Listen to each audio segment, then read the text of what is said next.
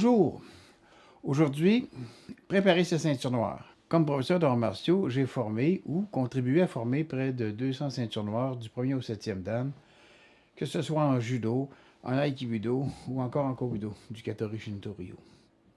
Passer son shodan, c'est une étape cruciale. Mais une chose demeure. Passer sa ceinture noire demande une préparation particulière qui devra être discutée entre le prof et le candidat. C'est bien évident qu'il n'y a aucun prof qui veut voir son élève échouer, mais des fois, un manque de communication entre les deux peut malheureusement nuire au succès. Ça m'est arrivé à moi. Il y a des pièges à éviter. Je ne voudrais pas que vous tombiez dans les mains. La préparation spécifique commence à l'accession au grade de ceinture marron.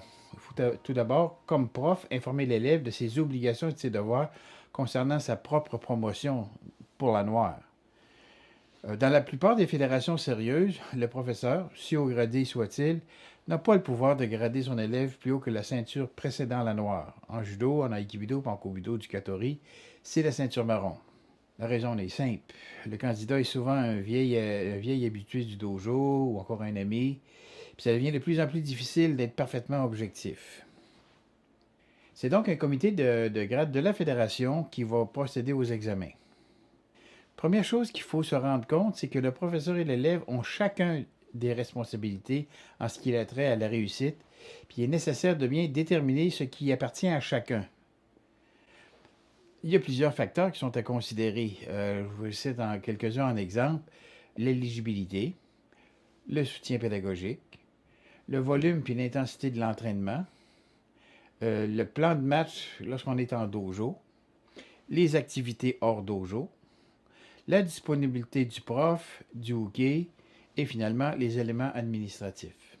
Parlons tout d'abord du facteur éligibilité. En judo, au Québec, ou en France, c'est un petit peu différent, mais quand même. En judo au Québec, pour être éligible au Shodan, il faut avoir complété au minimum 3 années de judo.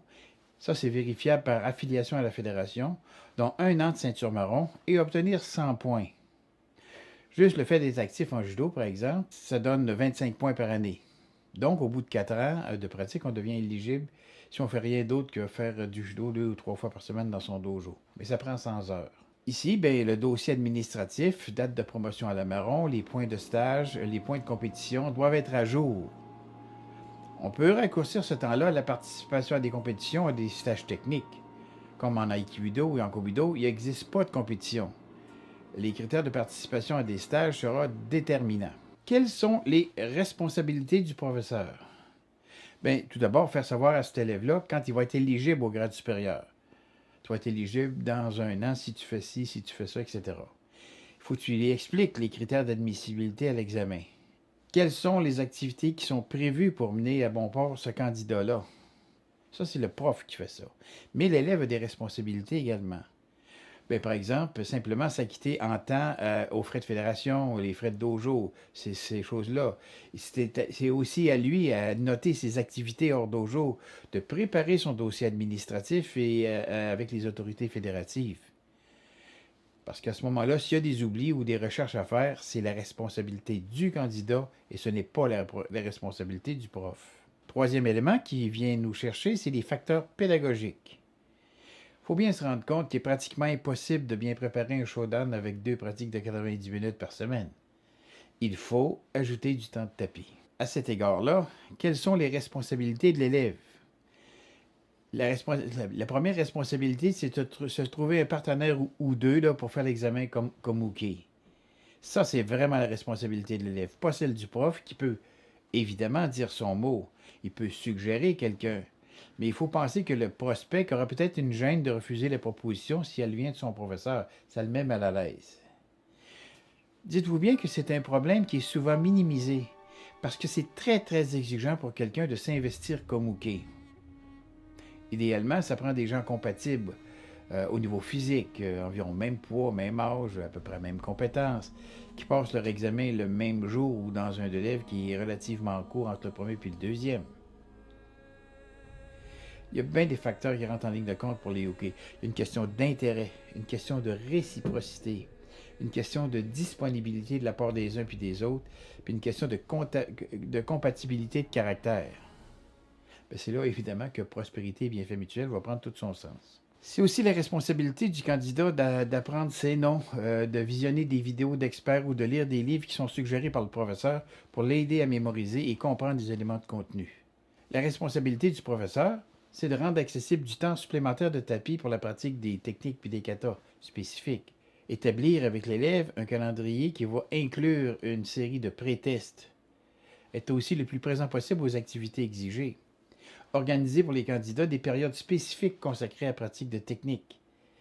Ça peut être simplement de les faire travailler dans un coin du dojo ou encore une période avant ou après le cours. Il faut aussi planifier des pré-tests. Les pré-tests chez nous, on les filme. On prend les téléphones, puis ça se filme facilement. Et ensuite, le facteur de la participation des activités hors dojo. C'est bien sûr qu'il faut donner aux candidats le plus de temps de pratique possible. Chez nous, par exemple, j'hésite pas à envoyer mes élèves à un autre dojo qui offre des cours à des heures ou des jours différents des miens. Laissons les égos de côté, là, puis il faut penser aux élèves. Pour faire une histoire courte, puis pour faire vraiment, pour être très très concret, mon horaire de dojo, c'est le lundi, mercredi, 19h30 à 21h et le samedi de 10h30 à midi. Bien, mes élèves peuvent arriver au dojo à 18h30. Moi, je suis là à 18h30. Ils peuvent repartir à 21h30. Ça donne une heure de plus. C'est la même chose le samedi. Ils peuvent arriver avant puis partir après le cours. En plus de ça, ben, j'ai des ententes mutuelles avec le club d'aïkido qui est situé dans le même local qui va accueillir mes élèves de judo et puis qui, lui, peut accueillir mes élèves en judo les mardis, jeudis aux mêmes heures. En plus de ça, j'ai une entente avec l'autre dojo de ma municipalité qui lui aussi donne des cours de kata le jeudi. Moi, j'en donne pas le jeudi. Alors, ils peuvent aller au Saikido qui est à côté. Des fois, mon dojo a manqué de partenaires pour être des hookés. Ben, j'hésite pas jamais à demander à mes collègues d'autres dojos s'ils ont des élèves puis s'ils peuvent aller chez eux sans trouver un hooké là-bas. L'important, c'est d'offrir aux candidats le plus de disponibilité possible. Ensuite, il vient le suivre des stages ou faire des compétitions. Ça, c'est une autre affaire. J'ai souvent eu des refus. Lorsque je disais à des gens, j'ai souvent eu des refus, puis plusieurs m'ont exprimé des réserves, puis ils ont critiqué face aux exigences. Puis ça, ben, c'est fâchant d'avoir à justifier ou expliquer le pourquoi des choses à la dernière minute. Parce que dans certaines fédérations, surtout en Aiki ou en Kobudo, il n'est pas possible de passer une ceinture noire sans suivre des stages donnés par les fédérations. Ben, tout ça, c'est pour bien connaître les candidats et de s'assurer d'une certaine, je dirais, homogénéité dans l'attribution des grades de Dan. C'est le cas ici au Québec en Aikido, en Aikibudo, puis dans plusieurs styles de Kobudo. Au judo, tu n'es pas obligé de faire des stages, mais c'est intéressant de faire des stages pour les connaissances, puis de se faire connaître, de se faire connaître dans le milieu. C'est bien évident qu'il y a des coûts qui sont reliés à la participation à ces activités-là. Puis à tout le moins, l'élève doit être informé de la situation. Tu dis, il y a ça qui arrive. La déception et les récriminations nuisent à la progression parce qu'on ne peut pas changer les réglementations. Ensuite, il y a le facteur de bien préparer ces gens. Plus la date sera rapide, plus le volume d'entraînement sera intense et vice-versa. Disons que la moyenne de temps entre marron et noir, c'est environ 18 mois de marron. Concernant la préparation, il faut faire attention pour ne pas écœurer. Il faut s'ajuster en fonction de la progression de l'élève. Certains préfèrent peu, mais sur une longue période, puis d'autres, ben, c'est l'inverse. Ça va aller au cas par cas.